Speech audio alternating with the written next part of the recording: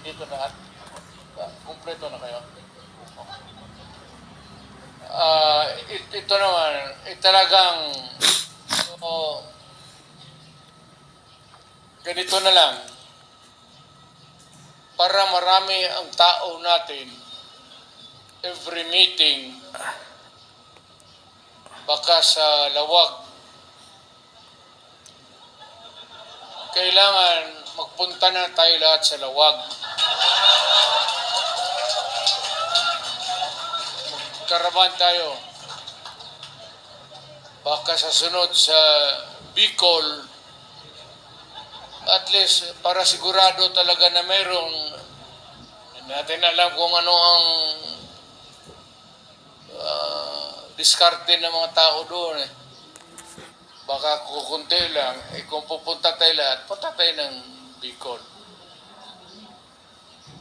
Ngayon sa Davao, Buanga, punta tayo doon sa ticket,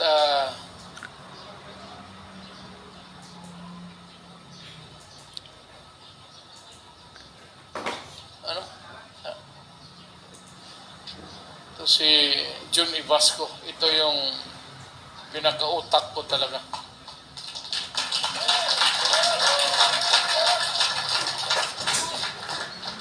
May pera tayo. Wala tayo talaga pera. Last minute, ambag-ambag lang kami. Ano pa sa Tagalog yan? Contribute na po yan. Robin. Pero,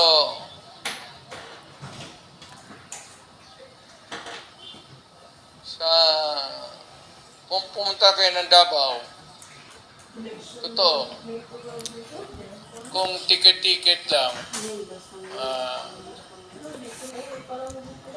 kaya ng mayor yan.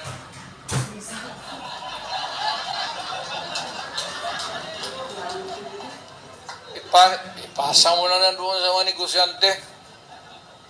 Doon sa mga Chinese community na may ara. Kaya ito. Pero huwag kayong yung isang flight na puro Duterte talaga.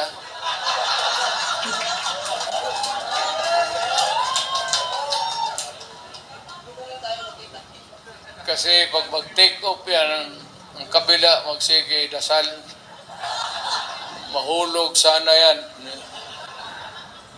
Wala na ko ng tao.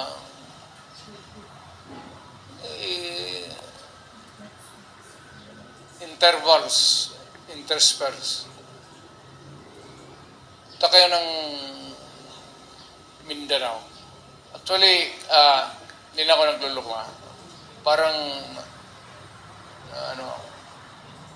kung mano kayo sa Davao,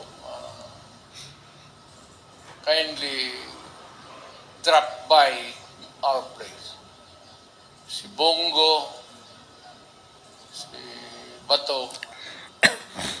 Si Bongo kasi mayaman talaga to. May printing press. Walang problema nito sa propaganda. Pinakamalaki yan sa Mindanao. Printing press niya. Kung sabihin mo lang na kalahati nito, kaya niya. Kaya niya. Sagutin mo na, Bong. Huwag kang mahiya. Attorney Lambino, talagang tagal na nagtrabaho ito sa PDP. Very patient man. Talagang naghintay lang sa panahon niya.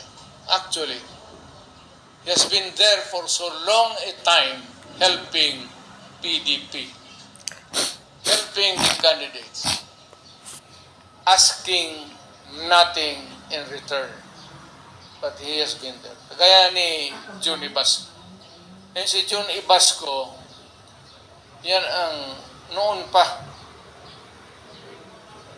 noong na mayor pa ako, siya na yun hanggang naging presidente ako.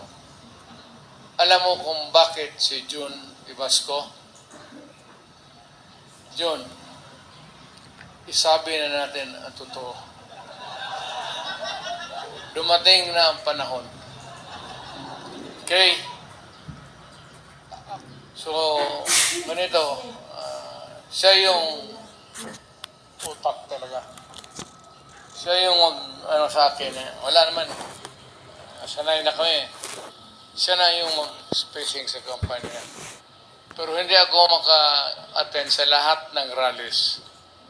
But only yung medyo magbibigat, Cebu, medyo lawag siguro.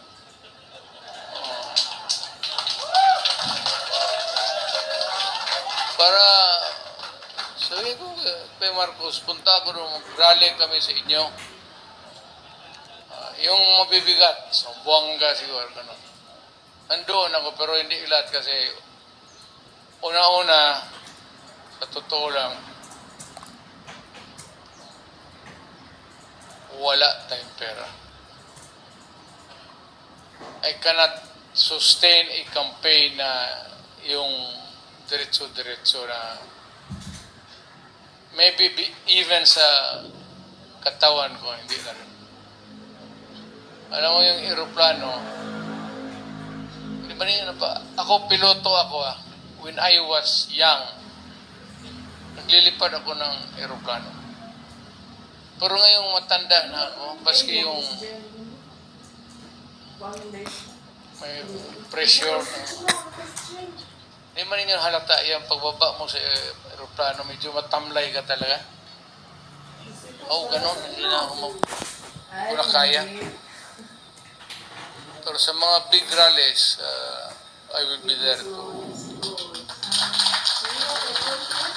Bigay natin kay Junian. So, dito tayo magsunod kay yung I trust him to do the job. Siya yung bigay ng program.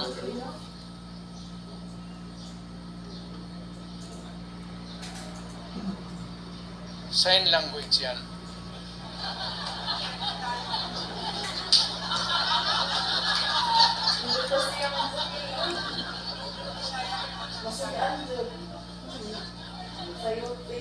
Paano ka na?